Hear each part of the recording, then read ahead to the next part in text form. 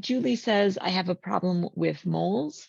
Has raised tunnels with stacked up dirt at the ends, and I have seen grubs in my landscape. I'm not quite sure about the connection there, but curious about the best way to treat moles. That mole is a star mole. No, she said they're raised tunnels with dirt at the end.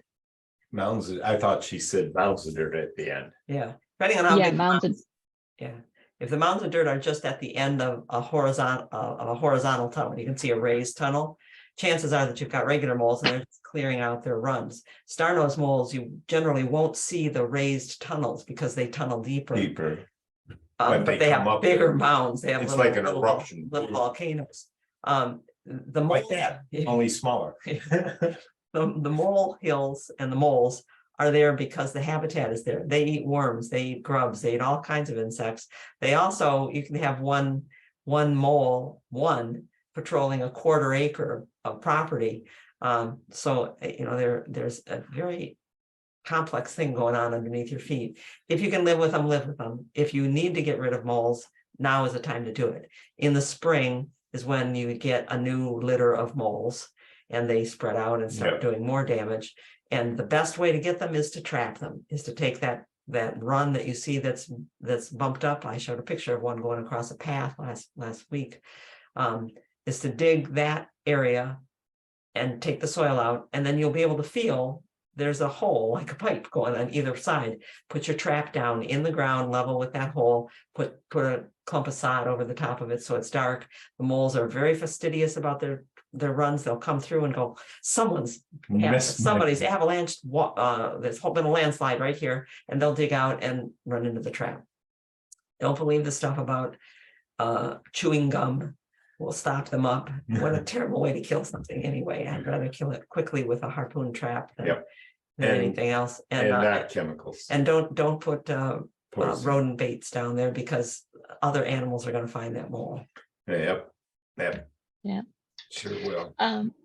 Carol is, she says, I garden at the church and right now they're using so much chemical to keep the sidewalks clear. It runs from the flower beds.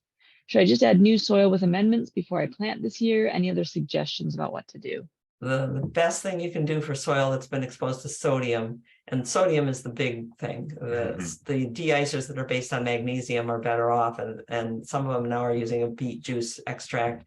But the best thing you can do where those have built up is to flush it out. To add more soil doesn't remove it from the soil, and its presence in the soil is what draws water out of the tips of plant roots instead of letting the plant roots take it in. So you need a well-drained bed, or you do what we've seen done in Chicago along State Street in the public gardens in front of the retail businesses. In the wintertime, they lay sod on top of the garden. They lay sod, not, they don't stamp on it and water it down, but they cover the whole bed with sod. Then they pick up the sod in the spring and take it away because it has absorbed a lot of the salt that was there. Along the highways, they found that the ornamental grasses were doing that for them. That the ornamental grasses, there are some filters. Grown in big clumps like that. They can come by and brush hog and take them away, and it takes some of the salt away.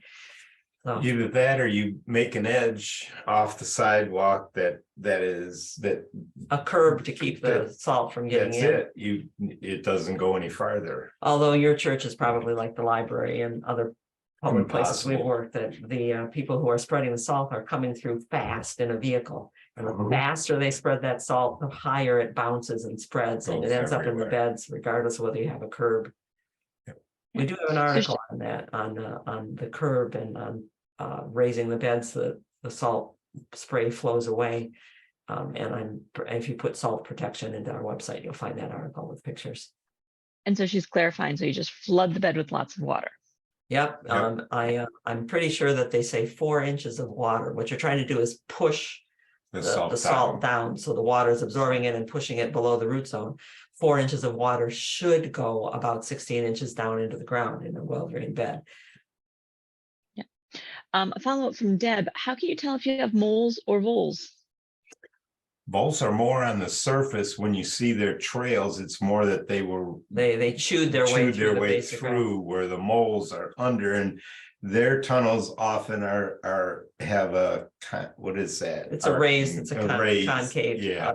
It wouldn't be sunk like this trail, it'd be more the opposite. Yeah. Puffed up. Voles will use mole tunnels sometimes to Yes. travel around. The voles operate at dusk and dawn. They're generally not out in the middle of the day.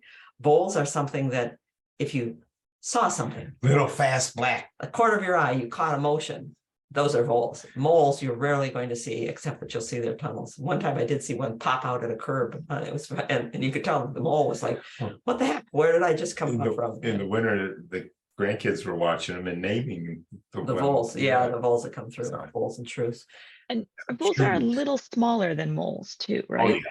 Voles are smaller. definitely, voles are mouse sized. They're like Maybe mice even with short slightly tails smaller. and slightly smaller ears than the deer mice and the house mice that you usually see. Yep.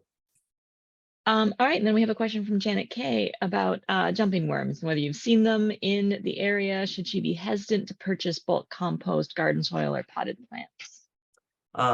I've seen them all over the area for a They've lot been of here years. for years. At least 20 years ago, we remember seeing them. They're around. Yes, you should be worried about carrying them to other places, but I think it's fairly safe to say that in most cities around us, in people's gardens, you're as likely to have them as not.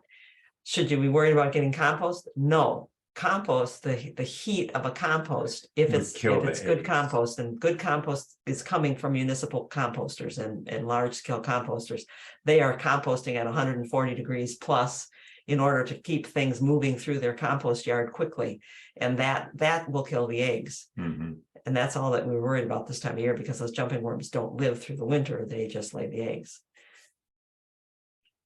And then, oh, we've got from Diane, when should we W? When should W? So we've got an incomplete question from Diane that maybe we could move on, and Okay. I'll prioritize Diane for the next section.